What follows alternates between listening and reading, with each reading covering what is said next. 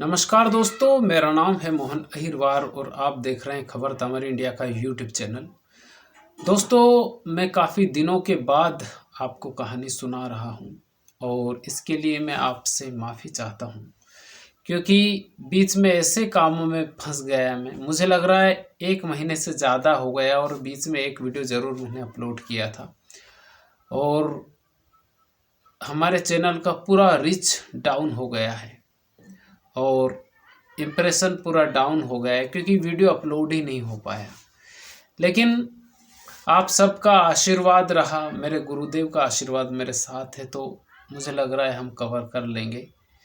आज की जो मैं आपको सच्ची कहानी सुनाने जा रहा हूँ, ये ऐसी हैरान कर देने वाली कहानी है कि आप वीडियो में अंत तक बने रहेंगे तो आपको समझ में आएंगे कि ऐसा भी ज़माना आ गया है।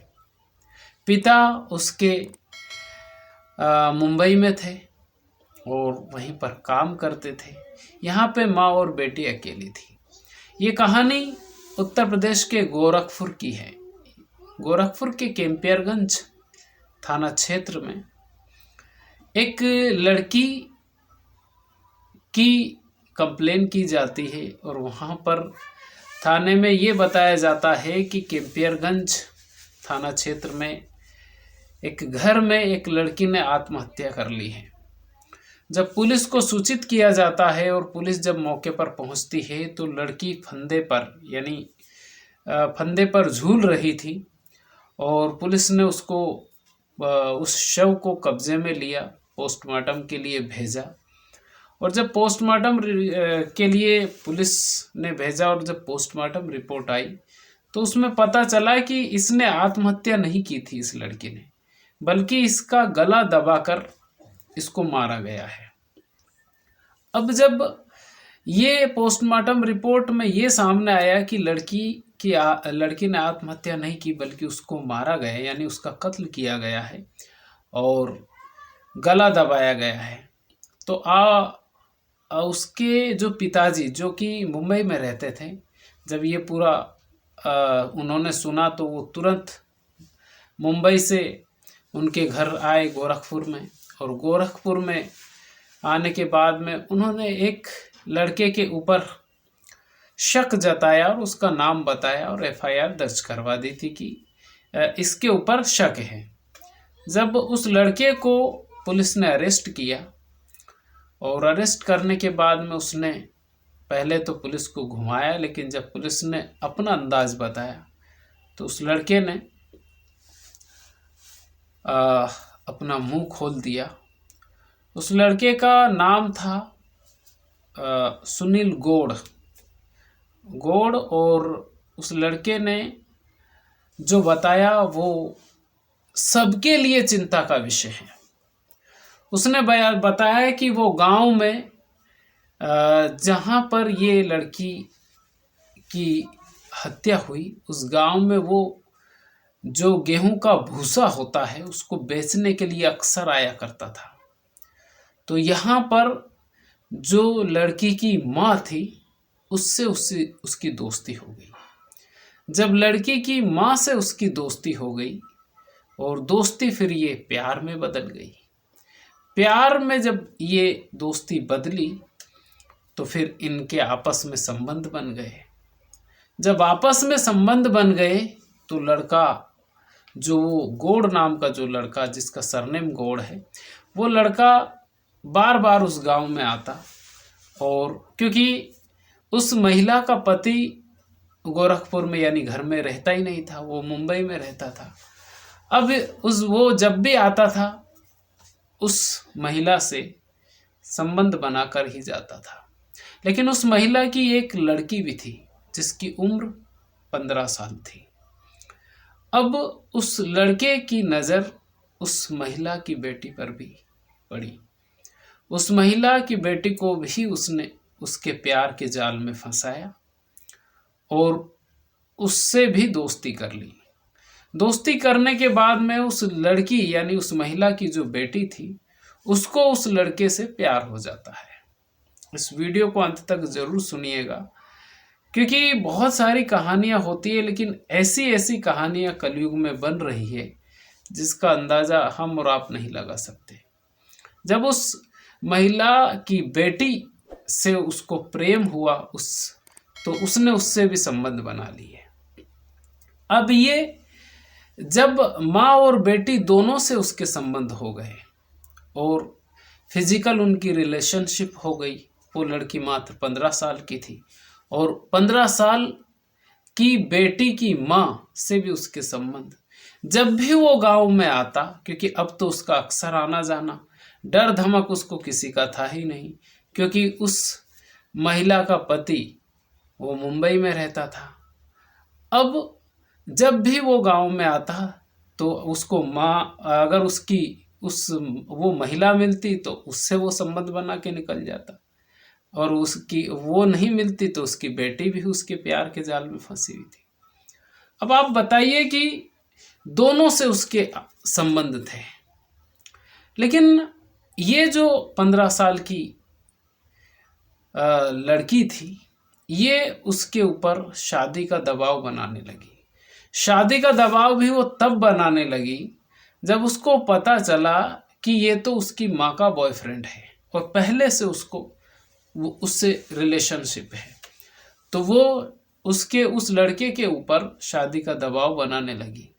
और वो लड़का सिर्फ दोनों को यूज ही कर रहा था, वो शादी करना नहीं चाह रहा था। तो एक दिन ये है 26 सितंबर 2023 की, यानी पिछले महीने की ये कहानी है, सितंबर की। और जब वो जब 26 सितंबर को उसके घर आया तो वहाँ पर उसकी जो माँ जिसका वो बॉयफ्रेंड था, क्योंकि दोनों का बॉयफ्रेंड था तो वो महिला उसके घर पर नहीं थी। वो किसी की मृत्यु पर शोक सांत्वना देने के लिए कहीं गांव में गई हुई थी। उसी अंतराल में ये लड़का उसके घर पहुंच जाता है। वहाँ पर उसकी बेटी मिल जाती है। जब बेटी मिलती है तो घर में कोई नहीं था, तो दोनों पहले तो आपसी संबंध बनाते हैं। संबंध बनाने के बाद में वो जो लड़की होती है वो पीछे पड़ जाती है कि तुमको शादी करना ही पड़ेगी। अब ये दोनों को यूज ही कर रहा था। अब जब वो लड़की जब पीछे पड़, क्योंकि उसी वक्त उसने संबंध बनाए थे, फिजिकल रिलेशनशिप उनकी उसी वक्त हुई थी, क्योंकि वो लड़का ऐसा था कि वो जब भी उसको मौका मिलता था तो दोनों में से कोई एक तो मिल ही जाती थी और दोनों का वो यूज कर रहा था। इसी अंतराल में वो जो लड़की थी 15 साल की नाबालिग, वो लड़की इसके पीछे पड़ गई कि शादी तुमको करना ही पड़ेगी। ये शादी नहीं करना चाह रहा था। इसने उसी वक्त कोई कपड़ा इसके हाथ में आ गया और कपड़ा हाथ में आने के बाद में इसने उसका गला घोंट दिया। गला घोंटने के बाद में जब वो लड़की की मृत्यु हो जाती है, उसके बाद में ये उसी गांव के कोई उसका दोस्त था, गांव का था या उसके किसी दूसरे गांव का था, उसको ये बुलाता है, लड़की के ही घर में बुलाता है और उस लड़की को उसके छत पर ये दोनों मिलके लटका देते हैं। अब जब दोनों मिलके ये लटका देते हैं तो ये दोनों निकल जाते हैं, घर चले जाते हैं। जब पता चलता है लोगों को कि उस लड़की ने आत्महत्या कर ली है, तो वैसे आजू बाजू के लोगों को पहले से ही डाउट होता है इनके रिलेशन के बारे में। कई लोगों को जिसका चरित्र साफ नहीं होता है, मैं आपको हकीकत बता रहा हूँ, जिसका चरित्र साफ नहीं होता है ना, उसके बारे में पहले से ही आसपास के लोगों को पता होता है कि ये चरित्रहीन है कि चरित्रवान है। तो लोगों को डाउट तो था, लेकिन कोई बोलना नहीं चाह रहा था। जब उसकी पोस्टमार्टम रिपोर्ट आई तब पता चला कि इसके साथ में गंदा काम किया गया कत्ल करने से पहले, और उसके बाद में इसको गला दबाया और बाद में इसको मरने के बाद में इसको लटकाया। दोस्तों, अब आप सोचिए कि माँ और बेटी दोनों का बॉयफ्रेंड एक ही था और उसके महिला का जो पति था वो मुंबई में रहता था।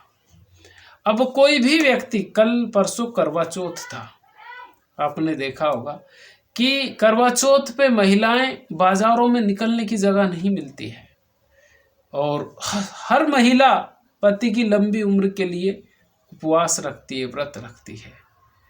लेकिन क्या सच में सभी महिलाएं पतिव्रता ही होती हैं?